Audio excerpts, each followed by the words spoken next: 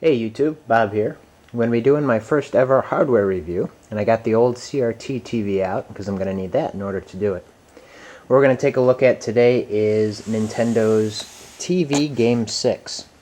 And I believe it was the first in a line of about 5 dedicated boxes that Nintendo released in the late 70s. I think it was 77 through 79 that they released these TV game consoles.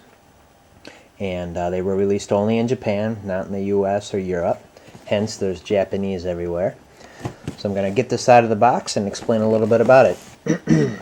This is one that I picked up off of eBay a couple years ago.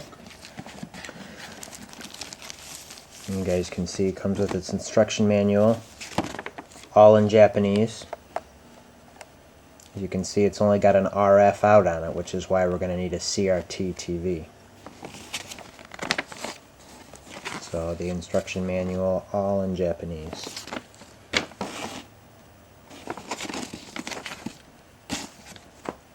Also came with a registration card. So if we unbox this here, the first piece is the RF switch.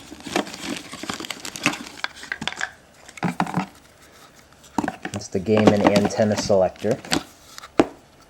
As you can see, it's by Nintendo. And this is the reason that I need the CRT TV. My newer LCD TV, of course, has coaxial in for RF units. But what it does not have is something called game mode. Every other setting on my TV, composite video, component video, and HD, they all have something called game mode.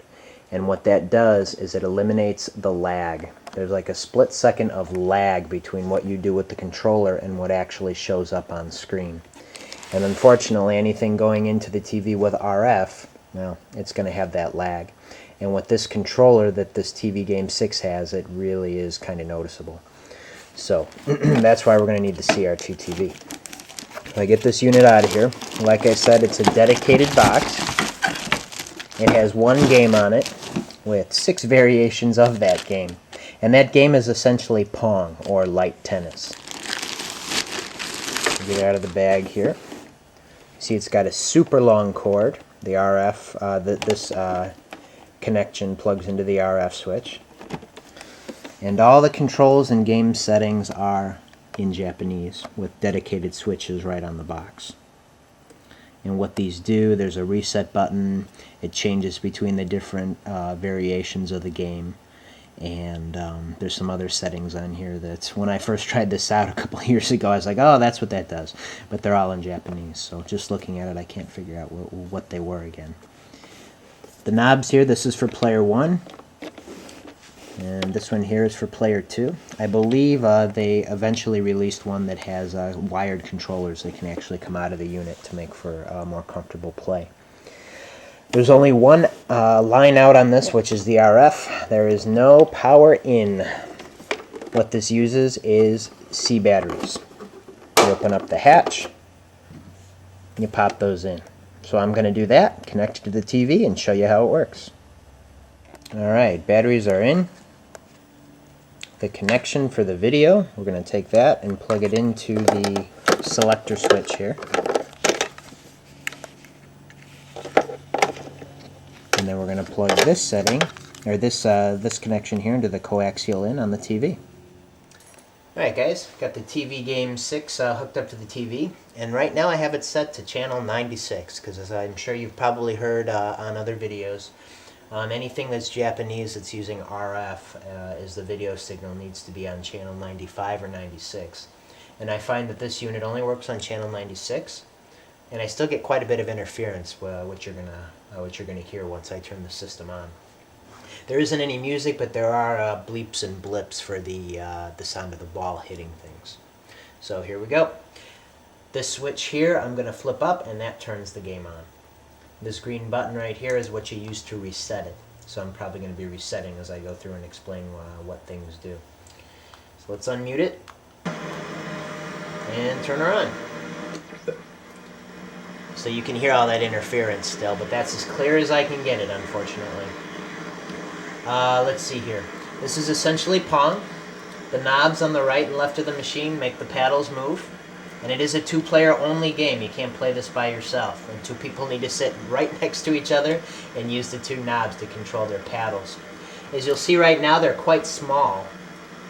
There's two toggle switches right here. The one on the left toggles the size of player, well, not player one, but the player on the left, his paddle. So you can make it larger or smaller to adjust the handicap for that player.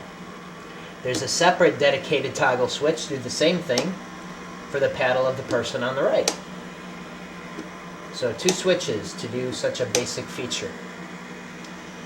There are two switches right next to those, and the first one adjusts the speed of the ball.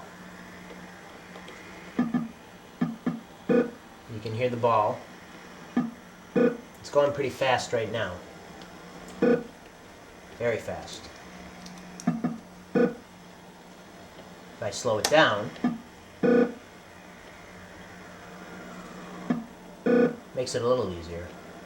But not for me, who's trying to play this with two hands on a fuzzy TV where you can't even see the ball.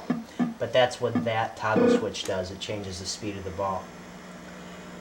The other toggle switch here adds another set of paddles. And I'm using the knob on the right. You can see the paddles that that controls if I add the other set of paddles. Now I'll use the knob on the left. It'll control those paddles for that player. The last toggle switch toggles the game.